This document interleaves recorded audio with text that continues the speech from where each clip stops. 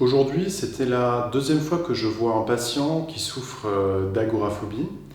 Et souvent, entre la première et la deuxième consultation, donc la première consultation, on fait connaissance, on fait un petit peu l'état des lieux, et quand c'est des troubles qui sont assez marqués ou assez stéréotypés, c'est souvent facile de faire une première hypothèse diagnostique. Et donc du coup, quand il y a un trouble anxieux, il y a toujours des stratégies d'évitement et des stratégies de réassurance, des stratégies de sécurisation qui rentrent en compte. Et donc du coup, je te propose très régulièrement entre la première et la deuxième consultation de faire un petit peu un listing de tout ce que la personne va éviter et de toutes les stratégies que la personne va adopter pour se rassurer. Donc du coup, hein, c'est simple, hein, quand vous allez être agoraphobe, il peut avoir plein de situations que vous allez éviter. Éviter d'aller dans les lieux publics, éviter d'aller dans les magasins, éviter d'aller dans un cinéma, les trains, les voitures, les transports en commun, c'est des choses qui vont être compliquées. Donc ça, souvent, les patients ont beaucoup de facilité à se rendre compte de ce qu'ils évitent. Et pour les stratégies de réassurance ou de sécurisation, il va par exemple y avoir toujours aller à ces endroits-là accompagné, toujours avoir bien son téléphone sur soi. La bouteille d'eau, c'est un grand classique, toujours avoir une petite bouteille d'eau au cas où si on ne se sent pas bien. Ce qu'on peut faire également, c'est on peut vérifier en amont les lieux pour se renseigner, pour voir s'il y a des toilettes, où sont les issues de secours, etc. Toujours avoir un petit médicament sur soi ou ce genre de choses, qui vont être des stratégies de réassurance, encore une fois, que les patients, que vous allez souvent facilement remarquer. Mais il y en a une que vous remarquez pas toujours très souvent, et pourtant qui est probablement la plus handicapante et la plus présente et qui prend le plus de temps, c'est toutes les stratégies de réassurance que vous vous dites dans votre tête. Mais non, c'est bon, tout va bien aller. Mais non, c'est bon, tu y es déjà allé 150 fois. Mais t'inquiète pas, c'est dans ta tête. Et patati et patata. Et en fait, vous passez des dizaines de minutes, parfois jusqu'à des heures, à essayer de vous rassurer dans votre tête en apportant des arguments qui se tiennent, des arguments logiques, etc., etc. Vous essayez de parler, de vous raisonner, en fait, de parler d'une manière rationnelle à votre anxiété. Mais c'est tout là le problème. Vous essayez de parler de manière rationnelle à votre anxiété.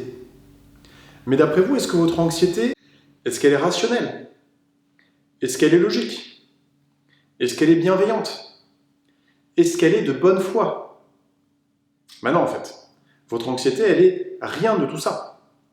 Votre anxiété, elle n'est pas bienveillante. Ce n'est pas une bonne copine qui veut vous éviter des dangers. Elle n'est pas de bonne foi. Elle n'utilise pas des bons arguments. Elle ne se base pas sur des preuves concrètes. La majorité d'entre vous, vous le savez, et puis vous me le dites, c'est « oui, mais je ne comprends pas pourquoi j'ai peur de ça. En plus, ça ne m'est jamais arrivé. » Parfois, c'est arrivé une fois, mais ensuite, toutes les autres fois, ça ne s'est jamais produit. Est-ce qu'elle est logique et rationnelle? Ben non, en fait. C'est un trouble psychologique, c'est une pathologie, c'est un bug, c'est un dysfonctionnement du cerveau. Donc il faut choisir. Soit c'est un trouble psychologique et à ce moment-là, c'est illogique et rationnel, et puis vous avez toute votre place en thérapie, et cherchez à changer les choses. Soit si vous dites par contre que c'est logique et rationnel, ben à ce moment-là, vous avez bien raison de faire tout ce que vous faites, et surtout, continuez comme ça, et faites le même plus, et appliquez la même stratégie à d'autres situations où il pourrait y avoir un risque. Donc du coup, bien évidemment, on voit que c'est pas logique, c'est pas rationnel. Mais à ce moment-là, pourquoi apporter des preuves logiques et rationnelles à quelque chose qui n'est pas logique et rationnel? C'est comme pisser dans un violon. Pourquoi vouloir parler, essayer de convaincre quelqu'un qui est malveillant et qui est de mauvaise foi? Quelqu'un de malveillant et de mauvaise foi, on ne parle pas avec lui. Quelqu'un d'illogique et rationnel, on n'essaie pas de le convaincre avec des preuves concrètes. Et le problème, c'est qu'en faisant ça, eh bien, qu'est-ce que vous ne faites pas? Quand vous ruminez, quand vous parlez, quand vous êtes dans ce dialogue sans fin avec votre anxiété, qu'est-ce que vous ne faites pas? Et en fait, ce que vous ne faites pas, c'est les autres choses sympas que vous pourriez faire dans votre vie. Vous pourriez lire un livre, regarder une série, parler avec votre conjointe, passer un moment sympa avec vos enfants, produire un travail de qualité, écouter l'émission de podcast que vous êtes en train d'écouter. Ça, vous ne le faites pas. Alors que c'est ça qui vous apporte en fait du plaisir et de la satisfaction dans votre vie. Parler avec votre angoisse pendant 4 heures, c'est zéro satisfaction. D'autant plus, surtout, d'un point de vue tout à fait pragmatique, à la fin. Est-ce que ça a changé quelque chose ? Est-ce que ça a changé quelque chose ? Et surtout, est-ce que ça va changer quelque chose dans la durée ? Ou alors, est-ce que le lendemain, la semaine prochaine, ça va être exactement les mêmes ruminations, exactement les mêmes arguments que vous allez amener, que votre anxiété, elle va juste balayer d'un revers de main en disant « Ouais, mais peut-être que... Oui, mais et si ? Oui, mais il se pourrait. » Donc du coup, ça c'est la rumination. C'est que quand vous êtes anxieux, quand vous avez des TOC, vous êtes dans vos ruminations anxieuses et vous êtes obnubilé par celle-ci, et puis il y a votre vie qui passe à côté. Et ça, c'est une stratégie de réassurance que vous oubliez souvent ou qui passe souvent un petit peu à la trappe alors qu'elle est primordiale. Elle est vraiment primordiale. C'est pour ça que la réassurance ne fonctionne jamais. Vous essayez de raisonner quelque chose d'irraisonnable. Comme je disais juste avant, c'est pisser dans un violon. Donc du coup, quand vous avez le symptôme de la rumination qui vient, quand vous commencez à être collé avec vos pensées anxieuses, eh bien la première des choses à faire, c'est essayer de prendre de la distance vis-à-vis de ces pensées. Alors prendre de la distance, ça ne veut pas dire ne plus y penser. D'accord ? Prendre de la distance, ça veut dire de passer dans une position d'auto-observation. Ah tiens, je remarque que je suis en train d'avoir mes pensées anxieuses. Oui, elles sont pénibles, oui, elles sont là, oui, elles crient très très fort, mais c'est toujours les mêmes. Les pensées anxieuses ne sont pas des bons conseils, ce ne sont pas des vrais messages d'alerte, ce sont des manifestations du dysfonctionnement, du bug de mon cerveau.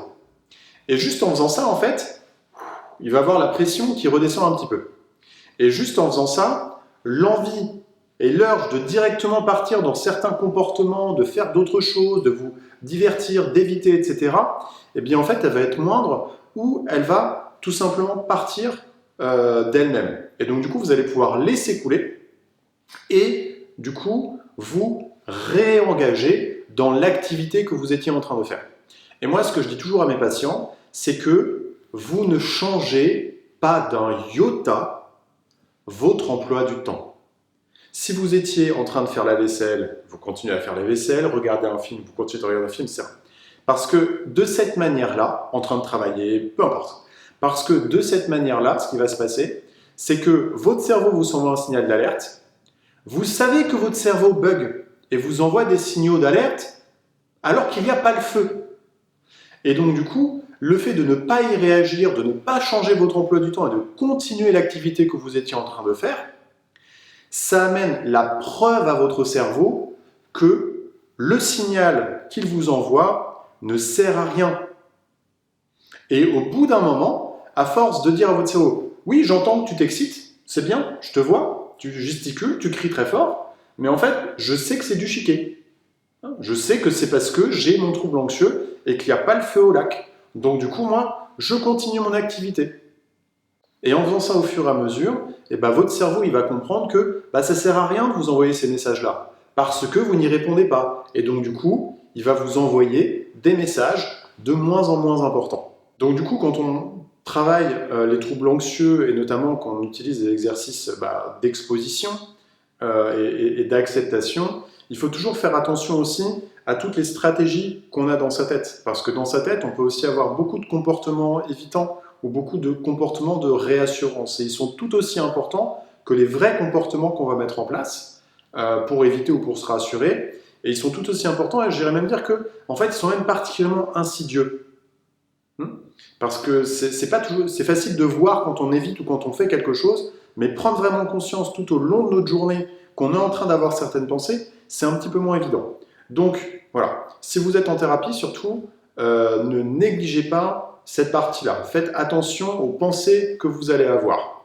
Parce que très vite, en fait, on peut se rendre compte qu'on avait sous-estimé cette partie-là et qu'en fait, elle peut prendre parfois plusieurs heures dans la journée. Et donc, du coup, ça sera aussi une grosse partie du travail thérapeutique. Donc n'hésitez pas à dire dans les commentaires, peut-être à titre d'exemple, hein, encore une fois, pour que les gens ne pensent pas qu'ils soient tout seuls avec ça. Est-ce que vous êtes sujet à des ruminations si vous souffrez de troubles anxieux?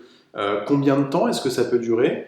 Il y a des patients, ça peut durer 1 heure, d'autres, ça peut durer 6 heures sur la journée, et ça commence à devenir vraiment invalidant.